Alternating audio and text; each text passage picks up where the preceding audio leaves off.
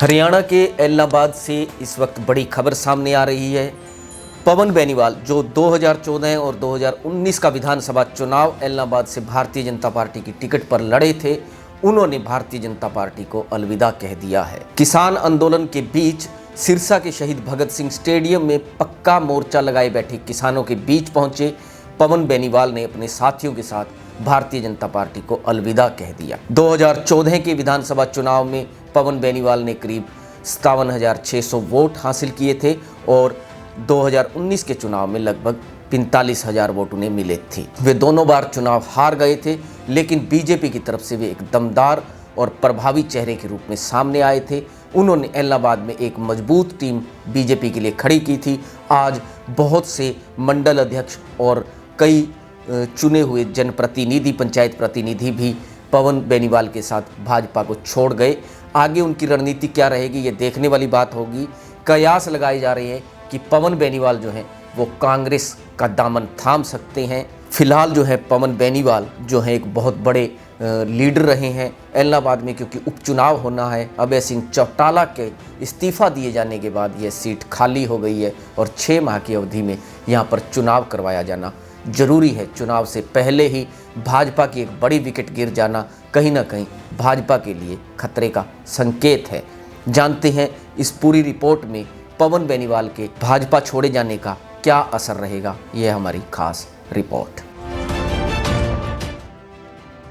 पवन बेनीवाल 2014 के विधानसभा चुनाव से कुछ समय पहले सक्रिय सियासत में आए, भारतीय जनता पार्टी में शामिल हो गए। अक्टूबर 2014 में हुए विधानसभा चुनाव में भाजपा ने उन्हें एलनाबाद से टिकट दे दिया।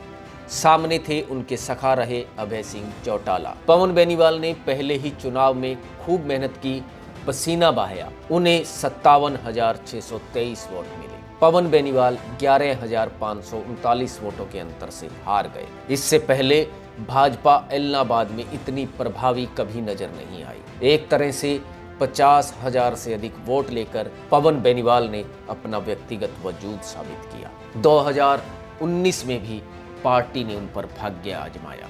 इस चुनाव में पवन बेनीवाल को 45,133 वोट मिले और वे करीब 11,922 वोटों के अंतर से हार गए। 2014 के विधानसभा चुनाव में कांग्रेस को महज 10,000 वोट मिले थे, जबकि 2019 के विधानसभा चुनाव में कांग्रेस के भरत सिंह बेनीवाल ने काफ़ी अच्छा प्रदर्शन किया। पवन बेनीवाल एलनाबाद विधानसभा इलाके के गांव दड़बा कला से ताल्लुक़ रखते हैं। यह एक राजनीतिक गांव है। कांग्रेस के उम्मीदवार रहे भरत सिंह बेनीवाल इसी गांव के रहने वाले हैं। भरत सिंह बेनीवाल और पवन बेनीवाल रिश्ते में चाचा भतीजे लगते हैं। दशकों तक इन दोनों परिवारों में दुश्मनी रही। कुछ अरसा पहले दुश्मनी खत्म हो गई, राजनीतिक जंग फिर भी जारी रही। कई मौक़ों पर दोनों ही राजनीतिक रूप से एक होने की बात कह चुके हैं। पंजाब यूनिवर्सिटी चंडीगढ़ से ग्रेजुएट पवन बेनीवाल कभी अभय सिंह चौटाला के खास थे। अभय सिंह और पवन बेनीवाल की दोस्ती की दुहाई लोग दिया करते थे। दोनों एक साथ घूमने जाते, सिनेमाई दुनिया के सितारों के साथ वक्त बिताते। पर एक समय ऐसा आया जब दोनों की दोस्ती दुश्मनी में बदल गई। दुश्मनी भी ऐसी कि पवन ने केवल सियासत में आए बल्कि अभय के सामने ही चुनावी ताल भी ठोक दी। अब यह देखना दिलचस्प होगा कि पवन बेनीवाल का अगला कदम क्या होता है। एलनाबाद में जुलाई माह में चुनाव संभावित है। पवन बेनीवाल का कांग्रेस में शामिल होना तय है।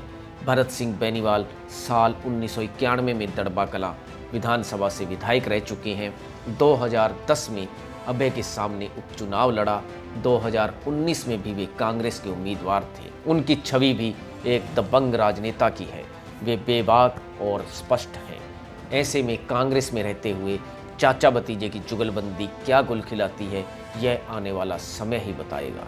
पर यह तय है कि अगर चाचा भतीजे दोनों एक हो गए तो बिल्लू भैया यानी अभय सिंह चौटाला के लिए एलनाबाद की सियासी राह मुश्किल हो सकती है।